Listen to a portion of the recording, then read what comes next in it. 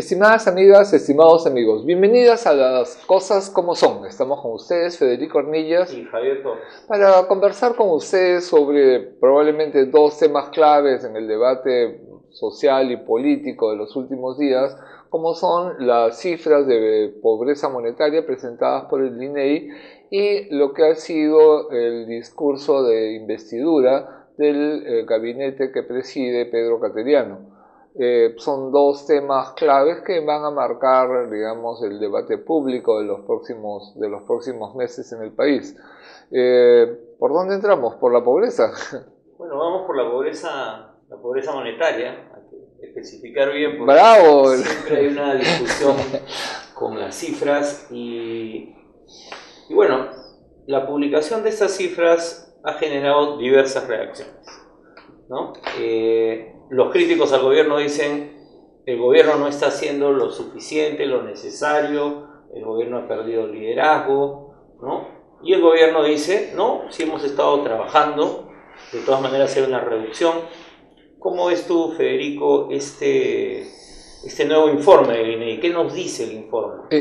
Quizás solamente para tenerlo presente, y es que la semana previa se ha presentado otro informe del INEI que creo que también es importante tener en cuenta, porque en el Perú se mide la pobreza de varias maneras. Y la encuesta que mide pobreza monetaria es lo que se llama la ENAO, la Encuesta Nacional de Hogares, pero la semana anterior se publicó los resultados de la ENDES, que mide la situación de salud de la población. Que es sobre la cual ha habido un debate, incluso ayer en el Congreso se mencionó. Sí, pero que se menciona en el sentido que también da cuenta de varios problemas de pobreza en el país, como los datos que tienen que ver con desnutrición crónica y anemia. Pero quizás, yo tengo la impresión de que la preocupación de la gente, y creo que legítima, es cuál es la confiabilidad de esta información. Y yo quiero decir que desde el punto de vista técnico, la verdad es que la confiabilidad es alta. Tanto la ENDES como la ENAO trabaja con una muestra muy grande. Son más de 32.000 hogares solamente en el caso de la ENAO.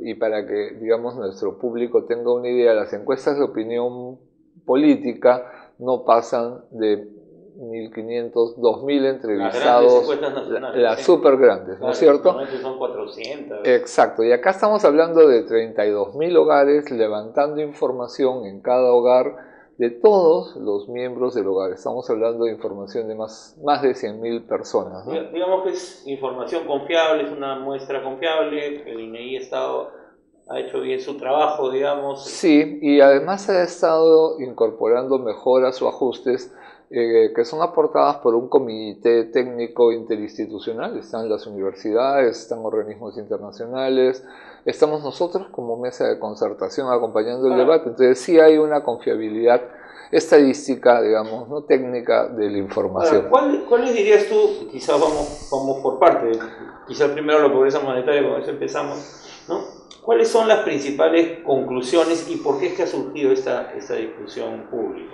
Yo creo que el eje de la discusión tiene que ver con el resultado que muestra la encuesta, y la encuesta lo que dice es que la pobreza monetaria, tanto la pobreza extrema como la pobreza total, habría disminuido.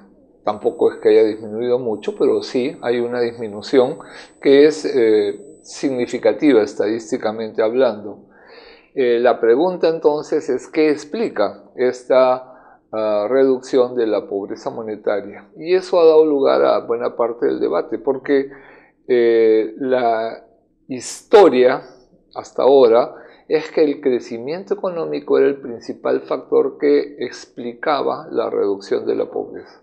Y el elemento nuevo es que en un contexto de desaceleración económica, no es el crecimiento en este caso el que explica la reducción de la pobreza monetaria principalmente, sino los programas sociales, y eso abre la discusión. Ahora, hay quienes dicen pues que quienes critican que sean los programas sociales, lo que dicen es, bueno, pero eso es asistencialismo, hay una mirada muy conservadora de los programas sociales, es asistencialismo, es clientelismo, terminan manteniendo a la gente en una determinada situación dependiente del Estado, no tiene autonomía, ¿no? Por ahí van un poco las críticas. Sí, pero creo que está mal planteada la crítica en el sentido de lo siguiente, ¿no? Creo que todos los países del mundo deben tener una política social con estrategias digamos, para atender a población especialmente vulnerable y la política económica.